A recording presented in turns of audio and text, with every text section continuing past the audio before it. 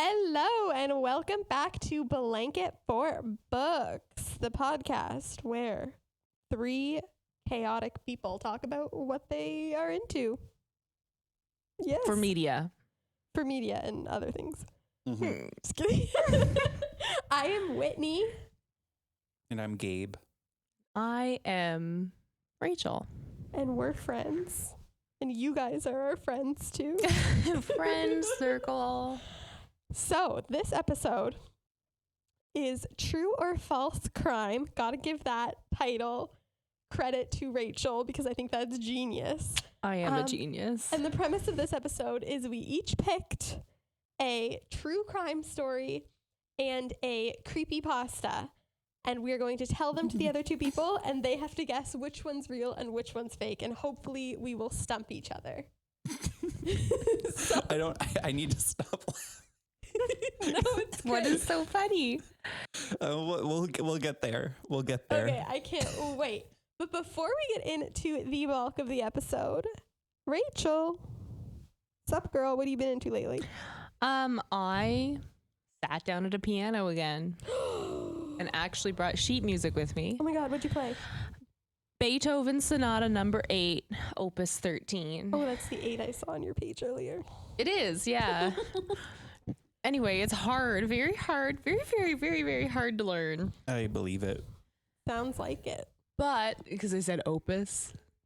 Sure. What does that mean? Don't ask me hard questions on the spot. It is Latin for operation. I actually don't know. I don't think it's operation. I'm going to say like work or like phase or I don't know, but it's hard. And I've been learning on a slightly out of tune piano, so I can't tell if it's good or not. Anyway, that's what I've been into. That's fun. Will you play it for me? Right now? Yeah. Would it work on my tiny keyboard that is only like, I don't know, how many keys are on like a big piano usually? 88. 88. So like I think my little keyboard's like 52. Do you think you could play it? Yeah, What Would it if work? I download a keyboard app on my phone? definitely. I'll just sing it for you. Dun, dun, dun, dun, Oh my God, I'm impressed. Oh, it's that one? Oh, I know that one. Dun, dun, Oh, that's a good one. dun, dun. You ready? That's like the scary thunderstorm one. Whoa. Things got intense. Yeah, I know. Anyway, and then it goes, I can't even do it. There's like 64 notes that happen in a very small amount of time, and I can't do it with my mouth. I feel like I have that song's like burned into my memory because I feel like it's on like an album or something played like on a staticky like radio in the background in like an interlude or something. Maybe. So it's so familiar. Now my fingers are learning I'll it. figure it out. Fingers and brain. That's Like, super cool. a very wet brain. Wait, I feel like it's at the end of the album Sawayama by Rina Sawayama in the last So 10 good. seconds of the whole album. I'm pretty sure it's that Beethoven song played very quietly. We'll figure that out after. I want to find out if it's correct. That's what opus means. What? That Beethoven song. Huh? What? You just referred to it as that Beethoven song. So that's it's what a Beethoven opus? Is that what I should have said? Yeah, it's just that Beethoven song. The shortened is opus. I'm confused. Okay. That's what I'm into this week. What about you, Whit? So what I'm into is once again another horror movie. What is it now? I think I've only been talking about horror movies. Maybe one day I'll stop, but I want to not hear. now. So what I watched is Creep. Have either of you seen it? No, I don't think that's familiar. Oh, it is so good. It is a classic. I don't remember what year it came out, but it is filmed documentary style. So it's like a YouTube vlog. Okay. And it is about this guy who posts an ad and says that he wants a documentary filmmaker to come to his home and just help him film some things all day, pays $1,000. That's it, one day of filming. So this guy answers the ad and he's like, yeah, for sure. Like, that sounds great. And then he goes to this guy's house and this guy is a little kooky, but he says that he wants everything filmed because he's dying of cancer and his wife is pregnant. So he wants to leave something for his son. So this guy's like, oh, that's great. That's so nice. Yes. But then it gets weird, and this guy asks him to do some weird things, and this guy gets like friggin' obsessed with him, and he's just constantly like, don't leave, like you have to stay, like spend the night with me, basically, and just loves this guy so much. And there's a scene where he's like, I want to record as if me and my son are taking a bath together. Oh. He's like, we're having tubby time. So he's like sitting in the bathtub naked while this guy is filming, and he's like pretending to wash an invisible child. Very, very weird. It's kind of like a horror comedy. Like, it is very funny. And I learned after I watched it that the entire movie pretty much is improvised. What? And I am so blown away. It's literally just these two guys, and it's like a YouTube vlog. And then there's like some creepy stuff that goes on, and you find out this guy's not who he says he is, but like, it's improv, and it's so good. And there's a second one, which I will be watching immediately. Like, this is a must see. Is it too scary for me though? I wouldn't say it's too scary. However, this is the definition of a jump scare movie. Like, no, this guy, nothing scary, but this guy constantly like hides behind things and jumps out and screams at the filmmaker. So those kind of jump scares. Maybe I'd watch it at like 0.5 speed and it'd be less scary. However, nothing super scary happens. There is like one really disturbing part in the middle, but overall you just feel very like unwell and like unsafe until the end, and then it gets real scary. But whoa. Yeah, so When did it come out? I don't remember the year. It was a while ago. One sec. 2014, and it stars Oh, them. who does it star? What's his name? Oh, Patrick Bryce and Mark Duplass. I know not them. I knew their faces. Do you know Mark Duplass, Gabe? No, I don't think so. Or wait, maybe I do. What I does know he his look like? face. He looked like this. This Guy, he makes a lot of movies. He doesn't act a ton. I don't think so.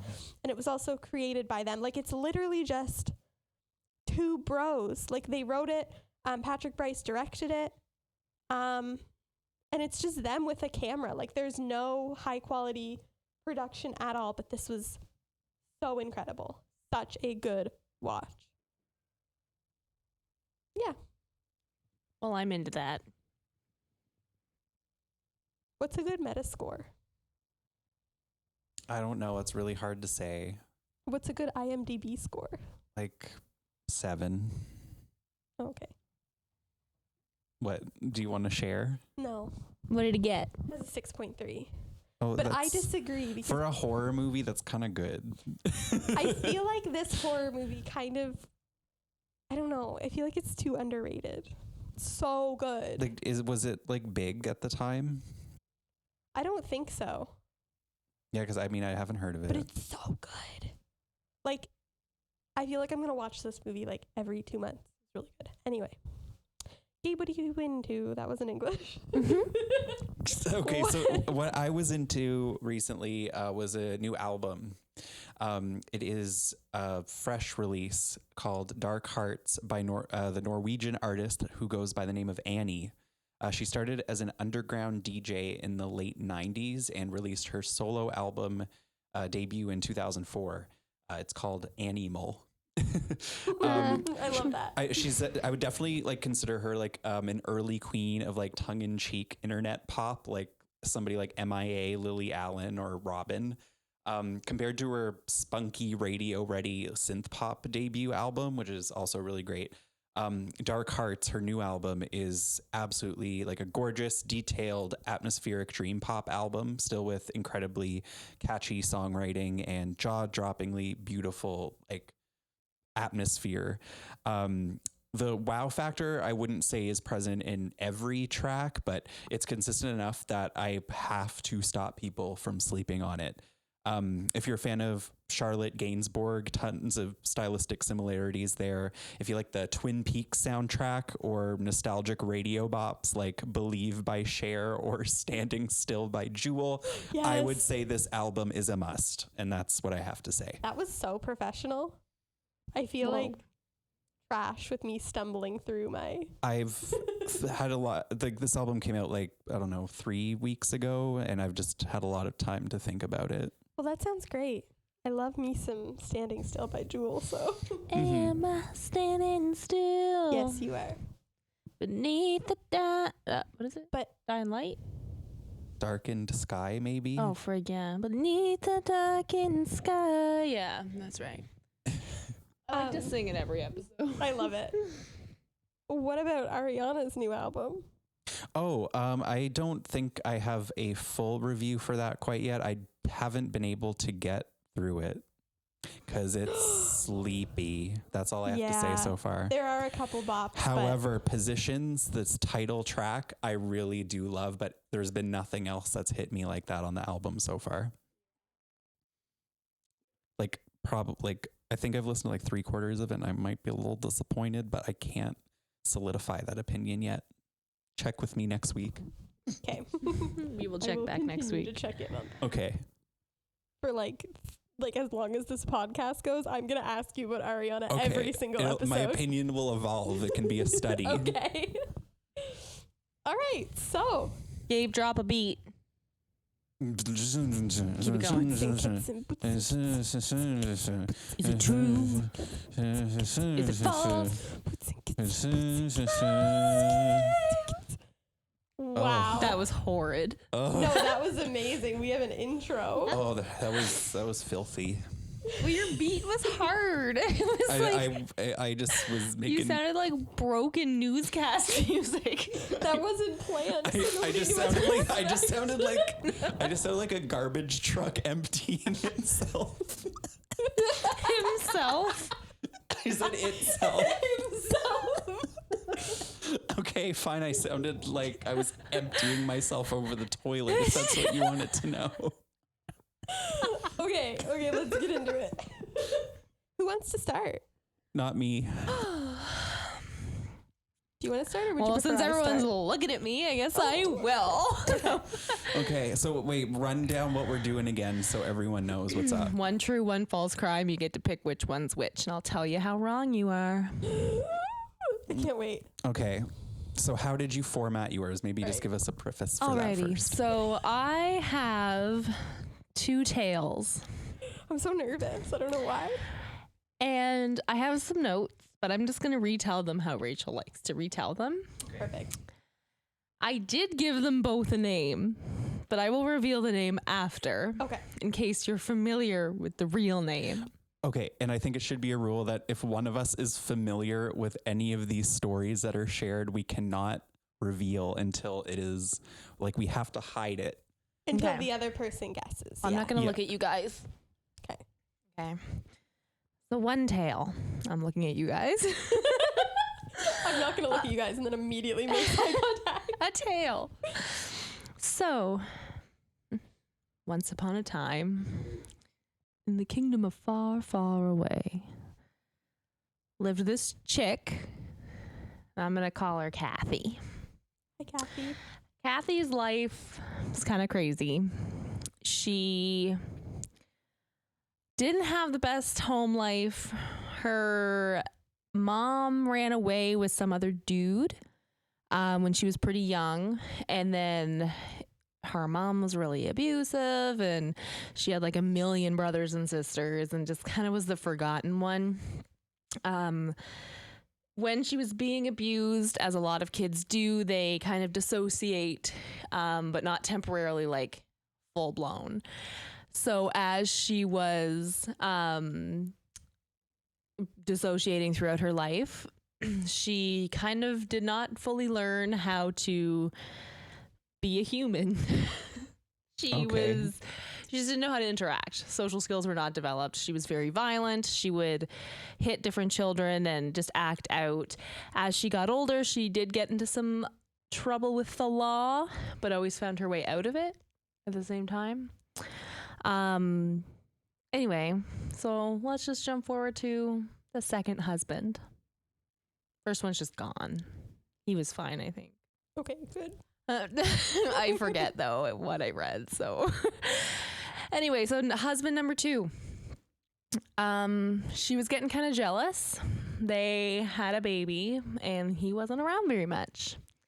He had some kids that he brought into the marriage, and they had one baby together. She was a little unstable, like leaving. One time she left her baby on the railroad track right before the train was coming. Like accidentally? No, on purpose. Okay. But she was a little bit unwell. Whoa. Anyway, someone saw the baby and moved the baby. And then the baby just went home with her later that same day. Oh, great. Yeah. That's I don't what understand. happens. Anyway. Just forgot it there for a while when she went to the grocery store. You know, things you do. So she was getting really jealous because as she's dealing with her brain and the kids, her spouse wasn't around very often. She was like, he's cheating. And he was. And he didn't hide it very well.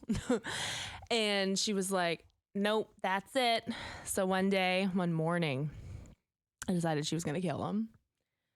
And so she killed him, skins him, hangs his skin on the meat hook that she kept because BT Dubs, this girl worked in a meat plant and had a bunch of knives. Right. Okay. Cooks his head and other body parts and served them on a plate with veggies. What kind of veggies? Good question. Peas. Oh, you got that detail. Gross. She set the table with place guards for his kids so they would be able to eat their dad. Oh my God. Anyway. I think I'm gonna quit the podcast. So, luckily, because she was kind of known to the police and her kids were a little bit older, they didn't actually eat their dad. Okay. But the police showed up and then they got her because it's really hard to hide a fully disembodied body when the cops show up the same morning. Yeah, I can't believe this is... We didn't pick the same one, but there's some similarities. Oh my gosh. I love this. Okay. Okay. Keep going. Oh no. Well, that was my tale number one. I was keeping it kind of short. And was that one fake or real? We don't know yet because you have just to listen to my kidding. next one. I'm Okay. just gonna trick Next you. one. Okay. Alrighty, so the next tale. So there was a neighborhood many moons ago. Well, there were a lot of bizarre incidents happening in this suburban area. There were reports of people saying there was movement in their bushes late at night, but it was very clearly like a human movement. There were not some trash pandas, like it was a human. Trash panda is a raccoon.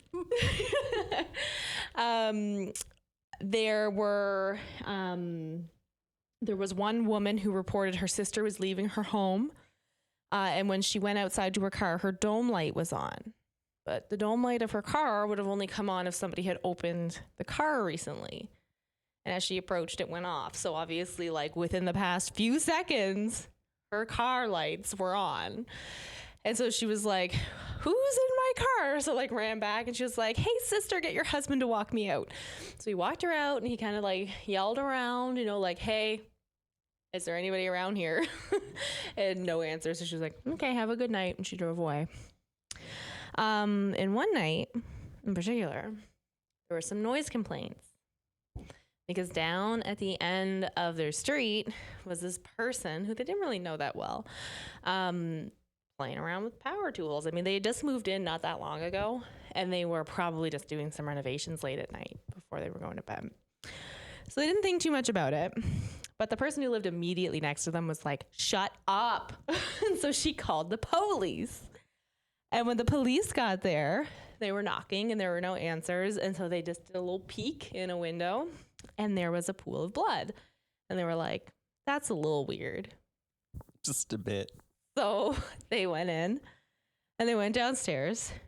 And then there was just a woman that no one seemed to be able to identify who was chopped into pieces. Many pieces. And then next to it was the new neighbor who had seemingly committed suicide by decapitation through his own saw. I don't think that just, What? I don't think you could bring yourself to do I that. don't think What? that's suicide. That's what it said. Oh, Okay. No. And upon further investigation, they found in his house a map of the neighborhood. And within each little like section of property, there were notes like when the people come and go, how to get into their house, like which windows are normally open. Also, where in the house that they can be and not be found. But it was specific layouts per house and schedules per house based on somebody watching them for a long period of time. That's pretty much it.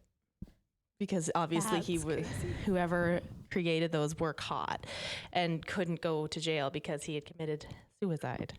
It was said. Okay, so again, we didn't pick the same one, but why are our stories so similar to one another? Because there's a lot of murder. Of the same type?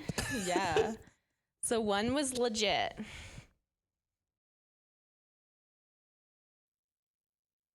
I don't know. Like, they both sound like equally as feasible.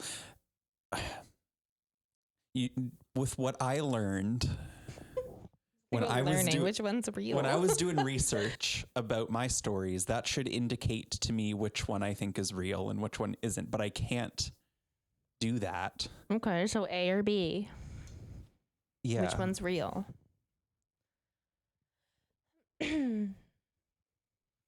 Well, your second one didn't seem to have a resolution. Because he died. Yeah, but like, there's no tea to spill, so to speak. True. So I feel like your second one is not true, and the first one is true. Okay. Whitney? You just answer A or B. Which one's real?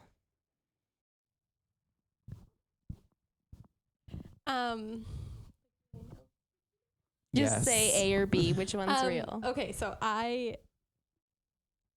B is fake. Correct. You were both correct.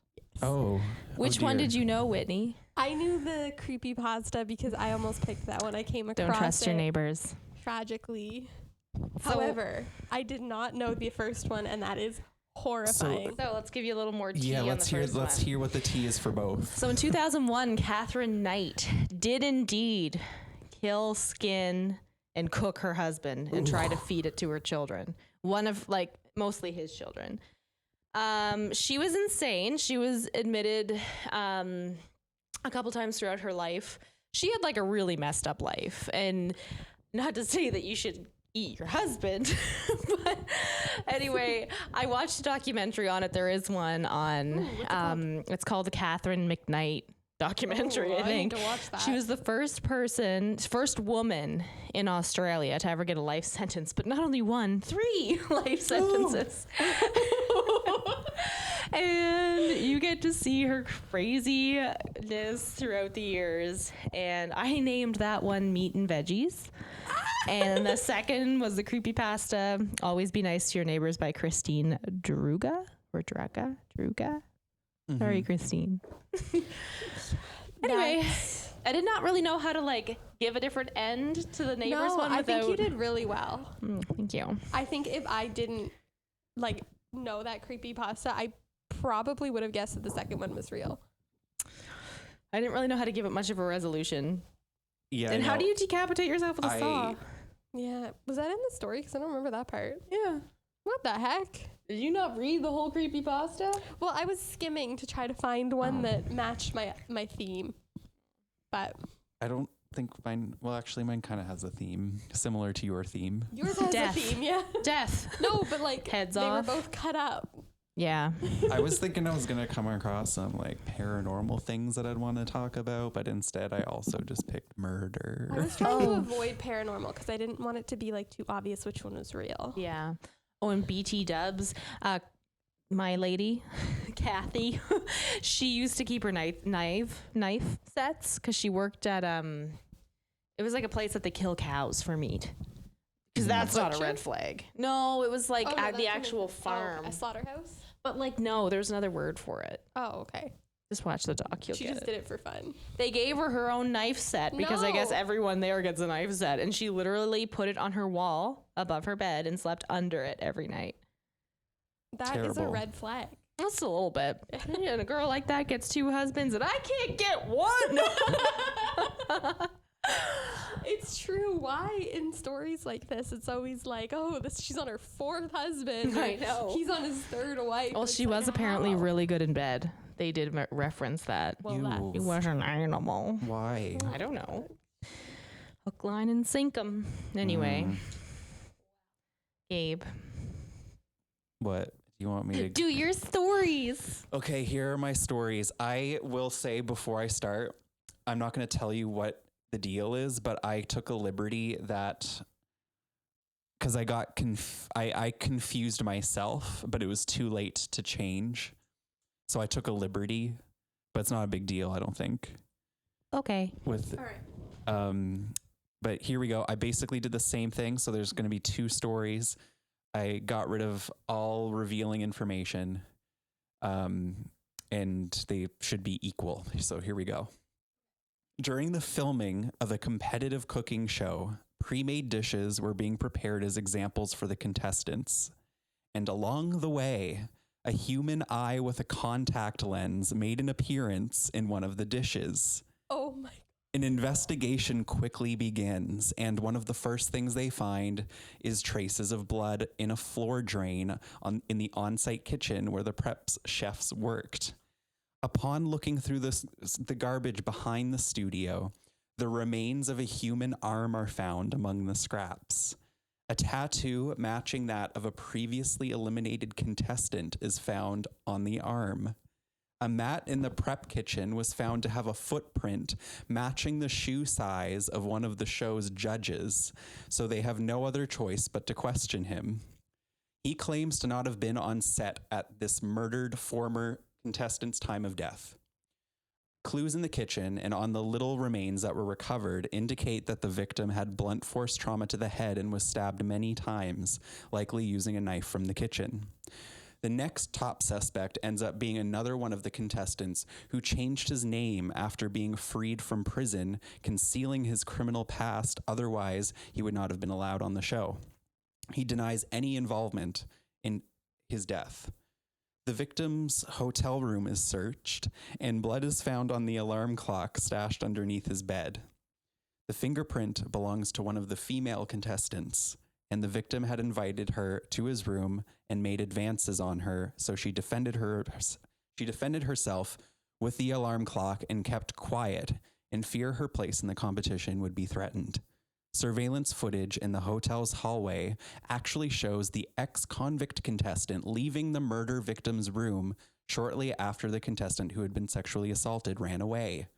The ex-convict was originally convicted for drug dealing while attending university. Among the substances he dealt was GHB, the date rape drug, and it's also discovered that the original murder victim attended the same school at the same time with the ex-convict contestant. Before they can reconfirm the details, the ex-convict contestant is found dead in a meat freezer on set with trauma to the head.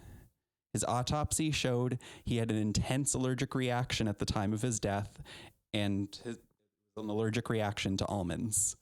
A drinking cup was found by his body with traces of almond extract inside of the straw. The cast and crew all knew about his allergy. The fingerprint of the show's executive producer is found on the straw, and when confronted, it is learned that her sister, the sister of the executive producer, had been drugged and murdered at the same time the 2 men attended the school. She also attended the school, and she was dosed. In the autopsy, they found she was dosed with GHB. However, no one was convicted for that crime. The female contestant from earlier actually had confided in the show's producer, who had made connections with what she knew of these 2 men's backgrounds, and the producer, acting alone, conspired to have both of them killed. The first mutilated and cooked, the second premeditated to look like an accident during the investigation, solely to cause confusion. So that is my first tale. People getting cooked. Is it MasterChef? I can't say. Is it Gordon Ramsay? Definitely Gordon Ramsay. That's my only question. Well, it was the producer, not the judge. But Gordon Ramsay produces shows too, I think. Oh, Gordon Ramsay wear guess. contact lenses? It was Gordon Ramsay. That was interesting. Okay, so here's tale number 2. Okay. A CEO of a ride-hail company, not unlike Uber, was found dead in his luxury condo. He was discovered a day after he died. The neighbors in the condo building had heard yelling that night and were able to contact his cousin, who discovered his remains. He was dismembered, severed at the torso, and other body parts were stuffed into bags scattered across his home. The murder was called professional. There was very little mess, and none of his belongings were missing or damaged. Alongside his remains was an electric saw. The autopsy determined his cause of death was multiple stab wounds. When the building owners turned over the surveillance footage from the hallway, the victim was followed by a man dressed in black carrying a duffel bag into the secured elevator that opens directly into his unit. There were clues to indicate a struggle in the elevator, including the victim being first subdued by a taser. The murder and dismemberment had taken place once inside. A second individual was later shown several hours later using the elevator wearing a gray hoodie, also carrying a bag. There were no traces of these 2 men leaving, who likely must have used the fire stairwell as an exit. His friend described him as a very generous man, described the victim as a very generous man, always full of ideas. It was revealed that the victim had found that his personal assistant had stolen roughly $90,000 from him. Rather than reporting the theft, he did not report it, and he instead fired the assistant and came up with an arrangement to work off his debts and return the money in installments. The superintendent of the building the assistant lived in shared knowledge that he was planning to vacate the residence with little notice. The CEO's credit card statement revealed that it was used to rent a car, followed by making a large purchase at a home improvement store. Surveillance footage at the store showed that this was, of course, not the CEO, but the personal assistant purchasing a portable vacuum cleaner, electric saw, and cleaning supplies. He had left the body in the apartment after the initial stabbing, left out the back door of the condo, and returned several hours later wearing the gray hoodie with the supplies to dismember him. So it was just him. In fact, he was in the middle of dismembering the body when he heard the victim's cousin buzzing the unit the following day and fled. The personal assistant was found and arrested later, with the motive being that he had reason to believe that the CEO would use knowledge of his crimes to exploit him or implicate him in other crimes which he would not reveal. And that is the end of that story. Oh my goodness, those are crazy. Nuts. Okay, so I don't know how convincing either of them are, but I want to know what your guess is. Okay, I have an educated guess. Okay, but I might be wrong. Hold on. Do either of you know either of these? No, okay. I don't. Okay, so I read somewhere once that humans can't be allergic to almonds. Like ever. I have heard that. So I think that's the only nut that Interesting. humans can't be allergic to. So I think your first one is fake only for that reason. Interesting. I love that. Okay. And I feel like the first one is fake. Well, now that you've said that, I kind of feel that. But prior to that, Okay. because I feel like I would have heard about that. Yeah, me too. That seems A game show worthy murders Well, is definitely going to make it on at least like the bar I and the love- bottom of the news. It's not North America. That's okay. I feel like I'd see it on the bar at the bottom of the news. I also didn't mention when it occurred. Okay, well, I still think A is fake. Okay. Well, here's the tea. I wish that the first one was real, but it's not. And let me tell you why. The liberty I'd taken is that I, in fact, did not pick a creepypasta. I picked season 14, episode 4 of CSI. And that is what my first story is. Did you just watch the my episode? I literally just watched the episode and wrote down the plot. Oh my God, that's amazing. And I think I picked a good one because I was like, I'm not sure about this one. And then I watched a few others around it. I'm like, these are boring as fuck. So I'm going to pick this one. Honestly, if you said that it was an allergy to peanuts, I would have gone with I should have been vague. I would have gone that the second one was fake because that was the only tip off was that people aren't allergic to almonds. Yeah, well, it's on Amazon Prime, so go watch that episode now. I will. I really want to. Really funny. Well, actually, I mean, it's disturbing, but of course CSI would get that shit wrong. I mean, I find also the second one had to do with a money motive. Yeah, the second one had more of a motive. Really? I feel like the first one was no. almost too much motive to the point where it was convoluted and sounded like more of a believable motive. Yeah, like if someone's like, I want $90,000, I'm going to kill you for it. Like that's every Forensic Files, except their version is life insurance. Okay, well, and antifree. I will now fact check the real story, which is really actually tragic. Fahim Saleh was murdered July 13, 2020 in New York City at 33 years old. He was a Bangladeshi American entrepreneur who founded Gokada, a motorbike hailing app in Nigeria. Tyrese Devin Haspil was only 21 years old when he was charged with first-degree murder. He was the personal assistant. The investigation is actually ongoing, and they actually haven't made complete sense of the motive yet, and the case has been adjourned until January 2021. Whoa. I kind of just my explanation of the motive was a stretch. It was really just me trying to fill in the blanks, but they did say he is being charged for, I guess what there was big legal jargon for it, but he is being charged for murdering him to conceal crimes that he prior committed, I guess. Okay. But they didn't say anything about exactly what that was. Whoa, that's crazy.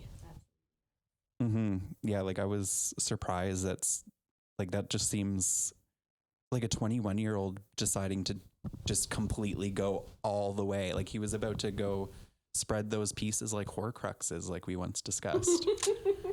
Yeah. Crazy.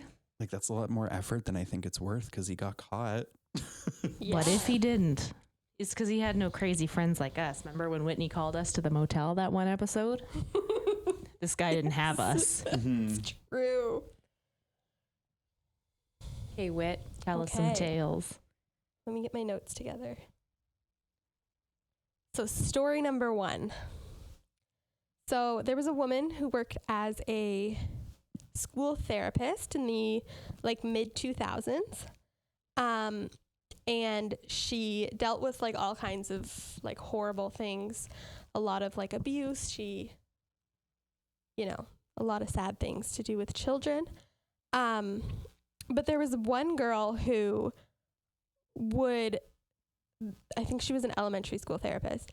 She was very quiet, very shy, and she started having panic attacks often in class where she would just kind of go into the corner of the classroom and wouldn't speak to anyone, wouldn't talk to anyone, wouldn't look at anyone. And nobody had any idea what was going on. All they knew about her home life was that she was raised by a single mother. And eventually the therapist kind of got through to her. It took a very long time. She wouldn't talk to anyone. She was constantly just having panic attacks. And so the therapist kind of gave up on trying to get anything out of her, asking why she was so upset or what was happening. And she just kind of would sit in the classroom with her and draw pictures. And she would be like, okay, just draw whatever you want, do whatever you want. We'll have some quiet time, which is great for kids. I'm glad that happened. Okay, so the little girl would always draw pretty normal photos, nothing too crazy. She'd draw her family. She drew trees a lot, her backyard, and the therapist would only try to talk to her about her drawings. She'd be like, oh, who's this? That's beautiful. Can I keep it? Things like that. And there was this one drawing she did that was a little girl and her mom and a large tree in the middle of the drawing. And she was like, this is so beautiful. Can I keep this? I want to put it up in my office. I love this. Anything to kind of get the girl to talk to her. And the girl was like, yeah, of course. You can have it. And she kind of opened up a little bit. And she was like, okay, label who this is. Is this you and your mom? Write down your names. So she wrote down her name under the little girl, but under the older woman, she wrote, I don't know. And then under the tree, she wrote mommy. Uh-oh. So obviously, this was terrifying. The authorities got involved and they were like, what's up? Like the little girl, once she was questioned about it, just had a panic attack again. Wouldn't say anything. So authorities kind of investigated, went to her home, spoke to her mother, and her mother was like, I don't know, but was very hesitant to let anyone into the home.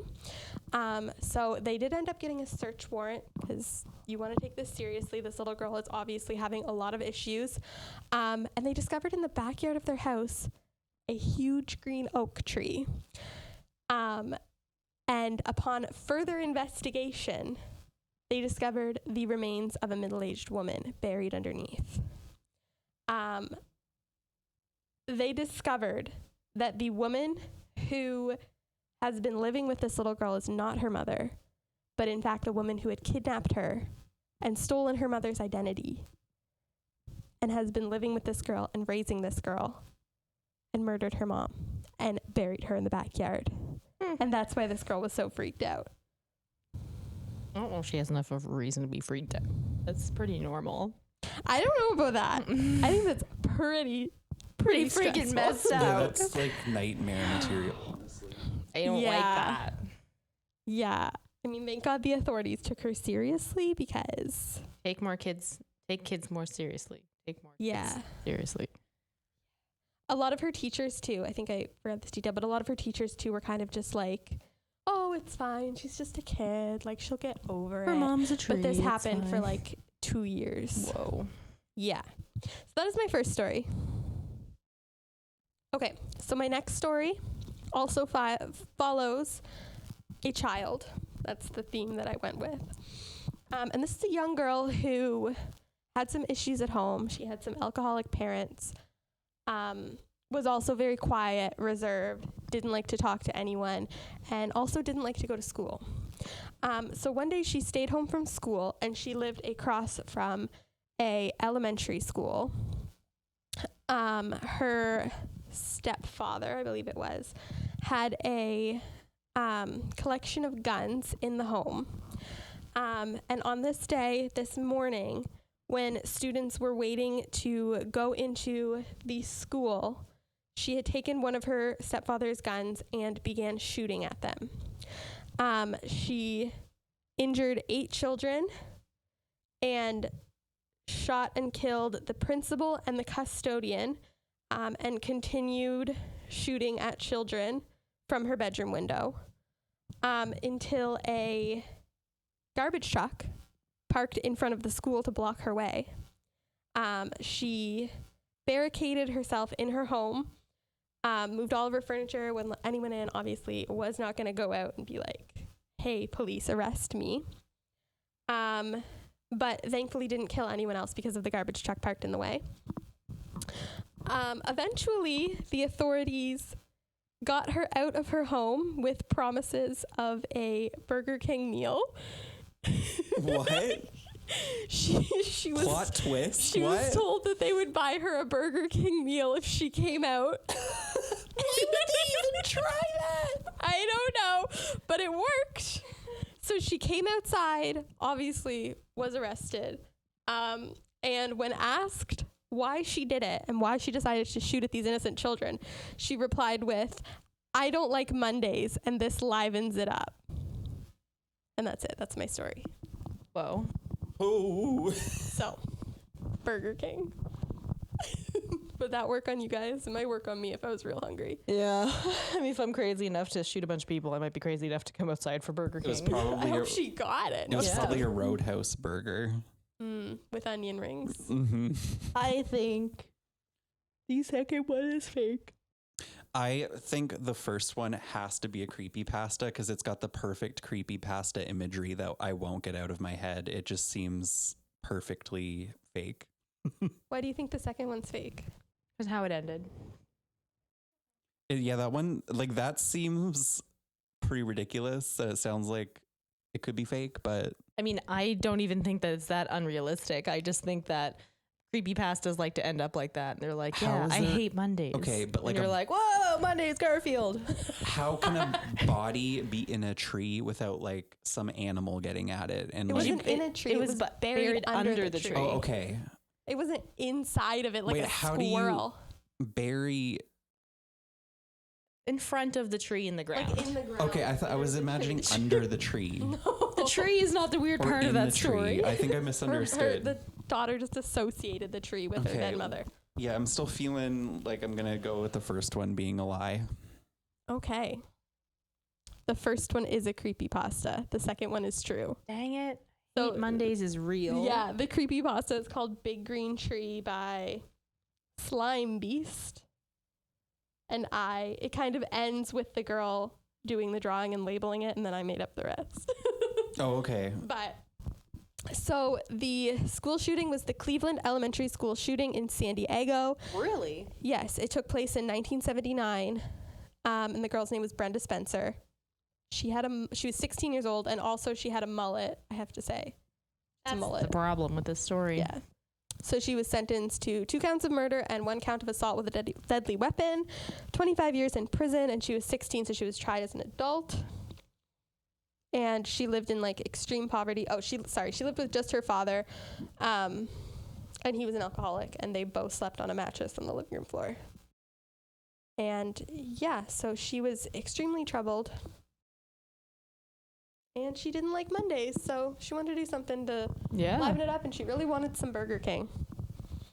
Well, I mean, the Burger King makes a little more sense now, because if you're super poor and hungry, yeah, and someone's like, I'm going to eat food, hot, warm food. I just want to take a moment to acknowledge and make known the fact that I'm sure all 3 of us had to go through great lengths to paraphrase these stories because my goodness, for the true murder that I just had to do, it being so recent, to make it as long as the plot of the CSI episode was really difficult with the details I was given. So I had to I was going through like 3 different articles and Wikipedia and even social media to get all of that information to make it into a narrative. I did the opposite because I watched a 60-minute documentary on the real girl, and then I pared it back to match like the 12-paragraph creepypasta that I read. Well, I found it hard to kind of tell the creepypasta as a true story because they're not written that way at all. No.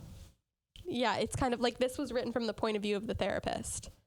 So it's like you gotta kind of just sit around and fix the details and It's true. anyway.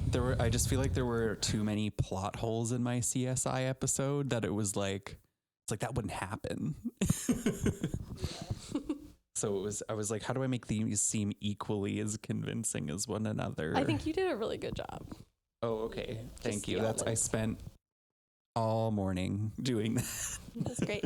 I have to mention a creepypasta that I read that I couldn't have used for this because it didn't work, but I can't stop thinking about it. Have either of you read the creepypasta called Autopilot? No. Okay, I'm going to retell it. It's so good. It's very well known. It's probably like in like the top 10 or whatever. But it's about this dad who just, oh my gosh, the way it's written. I will link it in the description of this podcast because everyone should read it. But it's basically like this dad does everything on autopilot in the morning. So he gets up, he takes his phone off the charger, brings it to the bathroom, showers, gets his daughter, drops her off at daycare, etc. But this morning he woke up and his phone hadn't charged. So while he was in the shower, he put his phone on the charger, which disrupted his morning routine and what he was like on autopilot to do. So his phone didn't charge, and then once he got out of the shower, he forgot his phone. And then he was all frazzled on the way to work, and everything was just off because of this incident that threw off his morning routine. So he got his daughter in school, got in the car and drove to daycare. You know, he drops her off, he goes to work, etc. So he comes home after school. No, he comes home after work. He's a grown man. He comes home after work, and his wife's like, yo, where's our daughter? And he's like, oh my God, I forgot to pick her up. So he goes back to the daycare, and there's a sign on the front of the daycare that says, please use side door due to graffiti last night. And he was like, I didn't notice that this morning. And then he was like, oh shit, I messed everything up. I didn't drop my daughter off at school or at daycare because my whole morning was thrown off. And then he turns around and she's dead in the back seat because he didn't drop her off and she's just been there the whole time. Anyway, it was told way better than that, but it was so good and it's haunting me. Yeah, no thanks. That's scary. Okay. Just everything was just a mess because one thing threw everything off and he didn't drop his daughter off and she was still there. She passed away in the hot car. Nope. Mm-hmm. Anyway, there's some really good creepypastas out there. Yeah. This was a really fun episode. It was. A lot of work. True or false crime? It was a lot of work. This is like the one where It was creative. Yeah. I still think we should make that board game. Mm-hmm. Yes. How do I shorten a CSI episode plot to like? Square. Well, I on a guess board. I was cheated and didn't do a creepypasta. That's okay. I almost didn't. I wasn't even looking at creepypasta in the end because I felt like I'd read them all. So I was like on the Reddit forum, no sleep. I was just scrolling. Nope. It was just the reason I picked CSI is because I like waited until the last second and thought just picking a random episode of CSI would be a lot faster than going through creepypastas. But It's true. It ended up, I like that 45-minute episode, I probably watched it for almost 2 hours as I was trying to keep track of everything. Yeah. Well, I've been looking for this creepypasta like all week and like I picked it last night at 2 a.m. So. Okay. Now, transition to the part of the episode where I ask Rachel and Gabe a question that they're unaware of. We are not They had privy to. They had no time to prepare. Mm-hmm. Oh, but first, I have a question for Gabe. Wait, why just me? This is different. What are your thoughts on Ariana Grande? Oh, I definitely still have not finished the album. Okay, please update me again next week. Yeah, I will. Now For moving sure. on to the real question. Okay, so this is kind of a different format. I stole this from a podcast that I love called Just Between Us. They do kind of a game show segment, which is kind of similar to the questions I ask. But one of the game shows they do is called Would You Stay With This Cheater? Where they give a scenario and then they have to decide if they would stay with this cheater or not. You understand? Wait, okay, one more time. So I am going to give you a scenario of a person that you're with Mm-hmm. who is doing something that is cheating on you, and you have to decide if you would stay with them or not. Okay. And I'm going to tell you if you're right or wrong. There is a correct answer. Wait, why is there a correct answer? That's not what would Rachel do, but what would most people do? This No. sounds subjective. This is, I know exactly what's happening in this scenario, and I know what's going to happen.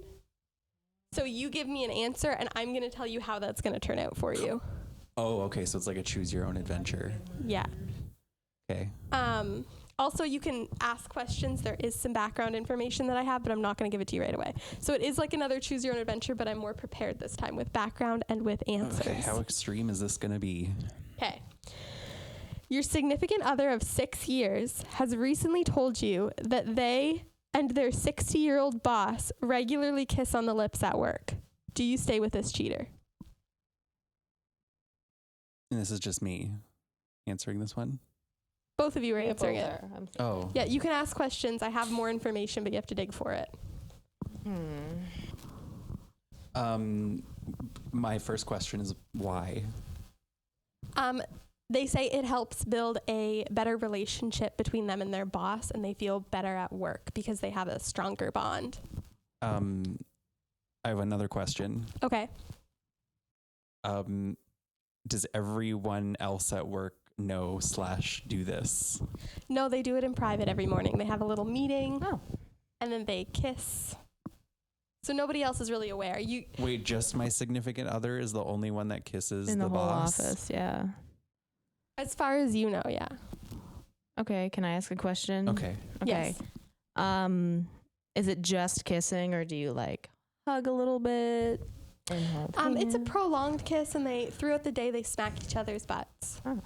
Why didn't you throw that in at the first? Because you have to dig for the I information. want to know, like, is it just like I mean, by the way, real life, I'm dumping his ass. No, it's like an embrace, like a nice, sweet, long kiss to begin the day. Yeah, no, I'm not And then into throughout this. the day, it's like, hey, buddy, smack. Nope, I break up. My next, Don't need any more info. next question is, how do you feel about this? No, this is you. How does your significant other feel about being in the position, you mean? Yeah, like, are they being pressured into this? Is it something they feel like they can't escape? No, they like it. They have a bond with their boss, and they like it. They initiate it. And they've been doing this the entire time you've been together for 6 years, and you've just found out about it. Well, it doesn't sound to me like they plan on having any other relationship outside of the workplace. No, there's no emotional connection. They just kiss and smack butts. And I guess I don't have enough reason to like tell this significant other to F off at this point. So you would stay with them? Like, probably after great deliberation, but yeah, I don't. No more That deliberation. seems I'm done. just seems like a HR situation to me. HR is fine with it. No, they're not. No, they wouldn't be. No, they're fine with it. No, they're not, and I'm not. And I'm. So you would leave, and Gabe, you would stay? I would say, knowing as much as I do at this point, I'm just gonna go with my gut and say I would stay. No, you can't say knowing as much. You have to say yes or no. Well, the thing is, I feel like I have a million other questions, but I just don't know what those questions are. You have to make a firm decision before I tell you the end 3, result. 2, 1. Stay or leave. Okay, well, just stay. Leave. Okay, well, it turns out your significant other works for your father's company, and the boss is your father. Yeah, leaving is. And they are soulmates, and they are going to run away together, and he's going to be your stepdad. Well, I just played myself, and I'm also Yes. disgusted. That's all that came I'm out of glad that. I left, but I also just broke up with my dad. Even in if this I situation. left, even if I left in the first place, I don't think it would have gotten. I don't think that would have changed the outcome. It would have been equally as disturbing. But at least you're not around it anymore. But you chose to stay. You were like, oh, it's okay. But it's your dad. Well, with what You I kiss the knew, same lips your dad kisses. That's so stop it. That's gross. And Whitney, what would you choose? Well, I know the outcome, Is and I there- know this guy is soulmate. Well, Is what there would a you have part- done if you didn't know the outcome? If you just were dating someone who was kissing somebody else on the lips? I'd probably leave. I Is have there a very low different- tolerance. do you have a part 2 scenario? No. I'm also extra disturbed that you only have that version. I really thought I make the rules. I thought you were setting it up that you had multiple cheating situations that you were going to be quizzing us on, which could have been fun, but now I'm frightened. No. Well, you made a bad choice. No, this is the one you get. I really feel like there was no good choice there. If Leaving. was Leaving the was the good answer. Leaving was choice. yeah, the but solution. it wouldn't have changed the facts. No, but you're not No, around but it anymore. You would have broken up with them instead of staying with someone who kisses your father. Yeah, but I would have had the same. Yeah, but it could have been like 6 more months of it. Yeah, but I wouldn't have known. You would have eventually known, and it would have been 6 more months of you being I played. feel like it would have been equally as disturbed either way. Like I don't know. there's like on the disturbing scale, both options are a 10 out of 10, either outcome. Wow. On Well- that note, I will pick more in the future because that was fun. we're going to pick one for Whitney one day. No, Okay. I'm not ready. Thanks for listening to another episode of Blanket Fort Books. We will be actually discussing a book again here soon because we are going to be group reading or forming a Blanket Fort Book Club. Blanket Fort Book Club. Cute. So we will be reading. What are we reading, Whitney? So we're going to be reading On the Edge of Gone by Corinne Duyvis. Poinus. Duyvis. Sorry, Corinne. If you want to join us, we will be discussing that on What have a date date. are we doing it? We have a date. On December 4th, we will be discussing that book in full with spoilers. And if you have any suggestions for future books or anything that you would like us to discuss, let us know. And you can hit me up. I'm Rachel at Abrams Records on Twitter. And you can hit Whitney up at Wit and Wisdoms on Twitter or Wit and Wisdom on YouTube. And I'm Gabe at Boardseed on Twitter. And our official Twitter is at Blanket Fort Book, and our DMs are open. Hit us up. Slip into our DMs. Yeah. Shoot your shot.